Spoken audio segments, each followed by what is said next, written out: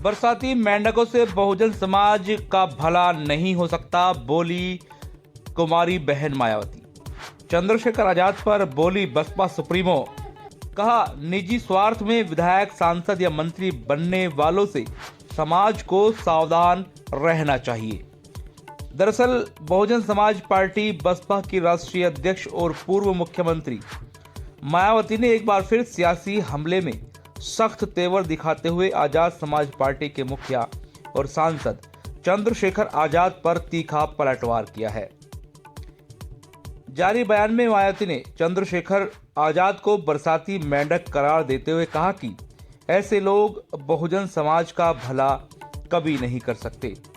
उन्होंने कहा कि कांग्रेस, भाजपा और समाजवादी पार्टी जैसे दलों के इशारों पर बहुजन समाज की एकता को तोड़ने की कोशिश करने वाले नेता चाहे कितनी भी ऊंची राजनीतिक हैसियत पाले, चाहे वो विधायक बने, सांसद बने या मंत्री बने, फिर भी उनका असली चेहरा समाज के सामने आ ही जाता है।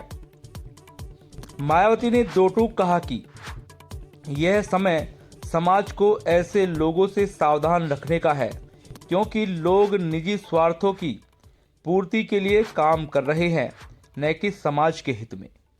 मायावती ने कहा कि बहुजन समाज पार्टी एक सशक्त और अनुशासित संगठन है जिसमें पार्टी हित को सर्वोपरि माना जाता है।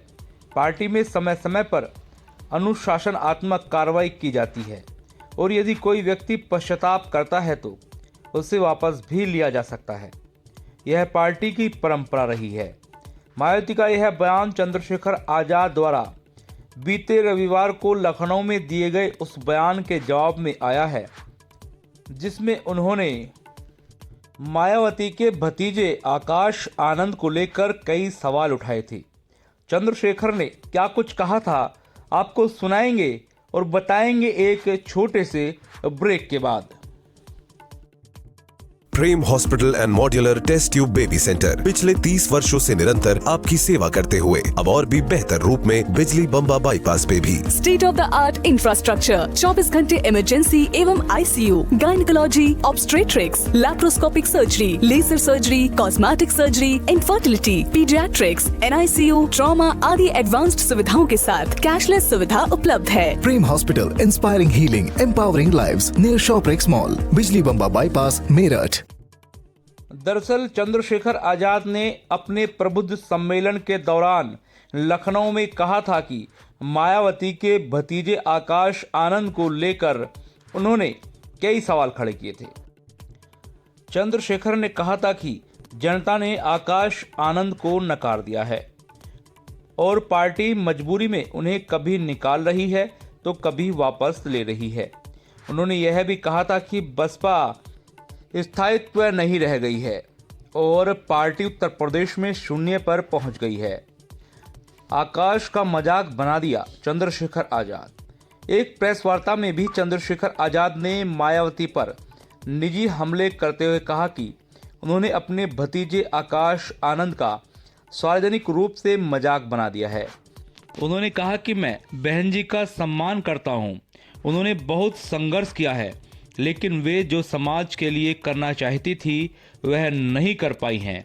उन्होंने आगे कहा कि मैं उन्हें अब भी अपना नेता मानता हूं और उनकी अधूरी लड़ाई को आगे बढ़ाना चाहता हूं, लेकिन आकाश को लेकर जो हो रहा है वह बेहद दुर्भाग्यपूर्ण है। पहले कहा गया कि वह अपनी पत्नी की सुनता है, ससुर की बात मानता है। जब उसने सोशल मीडिया पर अपनी बात रखी तो उसे स्वार्थी कह दिया गया। चंद्रशेखर ने तंज कसते हुए कहा कि मैं आकाश आनंद के बारे में बात करना नहीं चाहता था, लेकिन जब परिवार की बात सार्वजनिक की जा रही है तो सवाल उठते हैं कि आखिर यह सब क्या हो रहा है और किसके कहने पर हो रहा है। राजनीतिक पृष्ठभूमि में गर्माता बहुजन विमर्श। इस वाक्य युद्ध से साफ है कि उत्तर प्रदेश की राजनीति में बहुजन समाज को लेकर चल रही खींचतान अब खुलकर सामने आ चुकी है। एक तरफ मायावती हैं जो बसपा को पुराने ढर्रे पर ही चलाना चाहती हैं वहीं दूसरी तरफ चंद्रशेखर आजाद जैसे युवा नेता हैं जो नए तेवर और नई सोच के साथ खुद को स्थापित करने की कोशिश कर रहे हैं। हालांकि इस आपसी टकराव का लाभ किसे मिलेगा और नुकसान किसे होगा, यह आने वाला वक्त ही बताएगा। मगर इतना तय है कि बहुजन राजनीति की यह लड़ाई अब और भी तेज होती जा रही है, क्योंकि चंद्रशेखर आजाद का बढ़ता कद कहीं न कहीं अन्य राजनीतिक पार्टियों को उखड़ रहा है। ऐसे में बहुजन समाज पार्टी के वोट बैंक को धीरे धीरे खाली करने वाले चंद्रशेखर आजाद को लेकर भी अब मायावती मुखर होती दिखाई दे रही हैं, क्योंकि चंद्रशेखर आजाद ने पुराने चुनावों में अपनी पार्टी को काफ़ी मजबूत किया है और आगामी चुनाव के लिए पार्टी को तैयार कर रहे हैं। चंद्रशेखर ने कहा था कि वह त्रिस्तरीय चुनाव भी अकेले अपने दम पर लड़ने जा रहे हैं। साथ ही 2027 के विधानसभा चुनाव की तैयारी भी जोरों शोरों से चल रही है। ऐसे में पार्टी में काफ़ी नेता ऐसे आ रहे हैं जब पूर्व में बहुजन समाज पार्टी या समाजवादी पार्टी से लेकर कांग्रेस पार्टी में शामिल रहे, लेकिन अब आजाद समाज पार्टी का कारवां बढ़ रहा है। ऐसे में बहुजन समाज पार्टी की बहुजन की राजनीति और अपना वोट बैंक खिसकता दिखाई दे रहा है। जाहिर तौर पर वाकई युद्ध होना लाजमी है, क्योंकि दोनों ही नेता एक दूसरे की वोट को काटने की कोशिश में लगे हैं और गाहे बगाहे एक दूसरे पर आरोप प्रति आरोप भी लगा रहे हैं। आने वाले समय में क्या कुछ होगा, यह तो देखने वाली बात होगी, लेकिन जिस तरीके से चंद्रशेखर आजाद की पार्टी और वह आगे बढ़ रहे हैं, ऐसे में विपक्ष की भी कहीं ना कहीं नींद खराब हो रही है। इंडिया अलायंस की बात करें या फिर बहुजन समाज पार्टी की, जाहिर तौर पर बहुजन समाज का जो वोट है वो चंद्रशेखर आजाद के पक्ष में जाता दिखाई दे रहा है। पूर्व के उपचुनावों की अगर बात करें तो उपचुनावों में बहुजन समाज पार्टी से शानदार प्रदर्शन करने वाली चंद्रशेखर आजाद की आजाद समाज पार्टी ने यह साबित कर दिया है कि वह भी मैदान में है और बहुजन के लिए काम कर रहे हैं। ऐसे में आजाद समाज पार्टी के अध्यक्ष चंद्रशेखर आजाद ने मुस्लिमों से भी आह्वान किया है कि आप बहुत ठगे गए हो, बार बार ठगे गए हो, ऐसे में एक जगह आ जाओ, मेरे पीछे आ जाइए। इस तरह का आह्वान हर एक प्रोग्राम में चंद्रशेखर आजाद करते दिखाई देते हैं। खासतौर से लखनऊ में भी चंद्रशेखर आजाद ने कहा कि अब सबसे आगे हम रहेंगे, हमारे पीछे आप रहिए, पहली गोली हम खाएंगे, पहली लाठी हम खाएंगे। ऐसे में मुस्लिम समाज का भी दिल जीतने की पूरी कोशिश में चंद्रशेखर आजाद दिन रात एक किए हुए हैं। क्या बढ़ते उनके रथ को बहुजन समाज पार्टी किसी तरीके से रोक पाएगी या विराम लगा पाएगी, यह तो आने वाला वक्त बताएगा।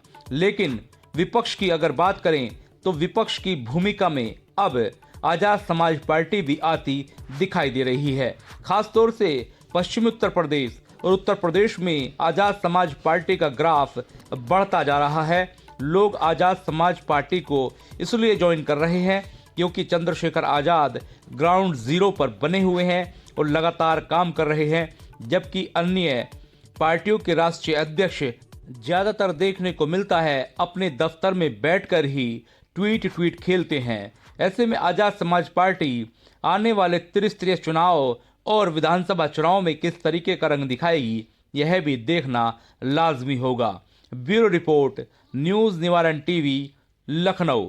हमारी खबर आपको कैसी लगती है हमें कमेंट बॉक्स में बता सकते हैं। खबर को लाइक कर सकते हैं, शेयर कर सकते हैं। साथ ही न्यूज़ निवारण टीवी को यूट्यूब पर सब्सक्राइब कीजिए, फेसबुक पर फॉलो कीजिए, इंस्टाग्राम पर भी फॉलो कर सकते हैं, एक्स पर हम मौजूद हैं। हमारी वेबसाइट www.newsnivarantv.com पर भी हमें पढ़ सकते हैं। फिलहाल दीजिए इजाज़त, फिर हाजिर होंगे किसी और खबर के साथ। जय हिंद।